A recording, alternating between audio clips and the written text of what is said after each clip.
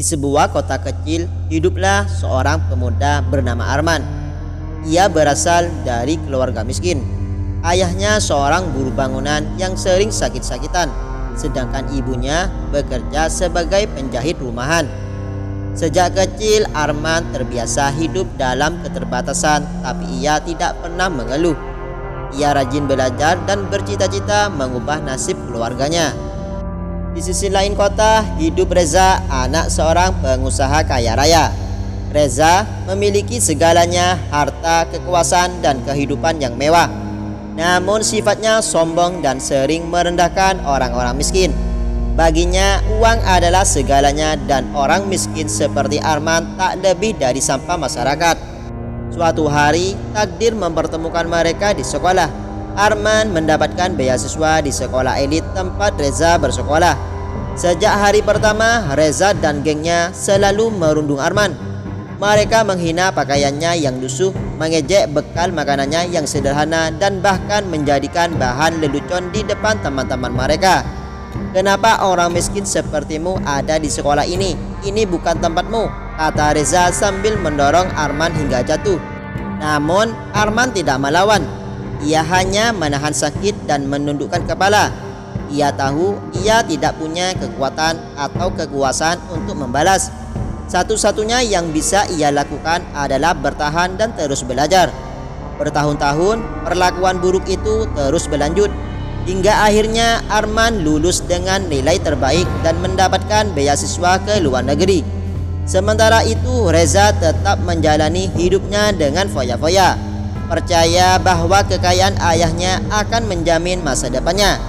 Namun roda kehidupan selalu berputar, dan takdir pun mulai mengubah segalanya. Tahun berlalu, Arman berhasil menamatkan pendidikannya di luar negeri dengan gelar kehormatan. Dengan kerja kerasnya, ia mendirikan perusahaan teknologi yang berkembang pesat. Dalam waktu singkat, ia menjadi salah satu pengusaha muda paling sukses di negaranya. Kini ia bukan lagi pemuda miskin yang dulu dihina dan direndahkan. Sementara itu, kehidupan Reza mengalami perubahan drastis. Perusahaan ayahnya bangkrut akibat korupsi dan salah kelola. Ayahnya dipenjara karena kasus penipuan dan seluruh aset keluarganya disita. Reza yang terbiasa hidup dalam kemewahan tiba-tiba jatuh miskin. Teman-temannya pergi dan orang-orang yang dulu menghormatinya kini menghindarinya. Namun tragedi terbesar terjadi saat Reza mengalami kecelakaan mobil akibat ugal-ugalan. Kecelakaan itu membuatnya lumpuh dari pinggang ke bawah. Kini ia bukan hanya kehilangan harta tetapi juga harapan. Di saat kejatuhannya, Reza hidup dengan ibunya di sebuah rumah kecil hasil bantuan sanak saudara. Tidak ada lagi kemewahan, tidak ada lagi penghormatan. Yang tersisa hanyalah penyesalan dan keputusasaan. Suatu hari, Arman yang telah sukses kembali ke kotanya. Ia mendengar kabar tentang nasib Reza. Alih-alih merasa puas dengan kehancuran musuh lamanya, ia justru merasa iba. Bagaimanapun juga, Arman bukan orang yang pendendam. Dengan hati besar, Arman datang menemui Reza. Saat Reza melihat siapa yang datang, ia terkejut dan merasa malu. Ia tak berani menatap mata Arman. "Apa kau datang untuk menertawakanku?" tanya Reza dengan suara lirih. Arman tersenyum dan menggeleng. "Aku datang untuk membantumu, Reza." Reza terdiam, air matanya mulai menggenang. Dalam hatinya, ia tahu Arman punya alasan untuk membalas semua perbuatan buruknya di masa lalu. Namun yang ia dapatkan justru kebaikan yang tak pernah ia duga. Arman menawarkan pekerjaan di perusahaannya kepada Reza, memberinya fasilitas medis terbaik dan bahkan membantu ibunya mendapatkan pekerjaan yang layak. Perlahan Reza mulai menyadari bahwa uang dan kekuasaan bukanlah segalanya.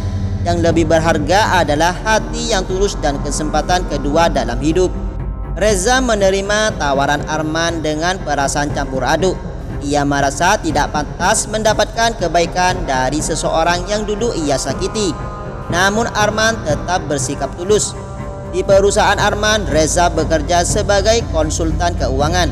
Awalnya ia merasa sulit beradaptasi karena selama ini ia hanya terbiasa hidup mewah tanpa harus berusaha. Namun dengan bimbingan Arman, ia mulai memahami arti kerja keras dan tanggung jawab. Di saat yang sama, Reza menjalani terapi untuk kondisi fisiknya. Meski sulit, ia tidak lagi menyerah seperti sebelumnya. Ia menyadari bahwa hidup tidak selalu tentang siapa yang paling kaya atau paling berkuasa, tetapi tentang bagaimana seseorang bangkit dari keterpurukan. Suatu hari saat sedang bekerja, Reza menatap Arman yang sibuk memimpin rapat. Dalam hatinya ia merasa kagum.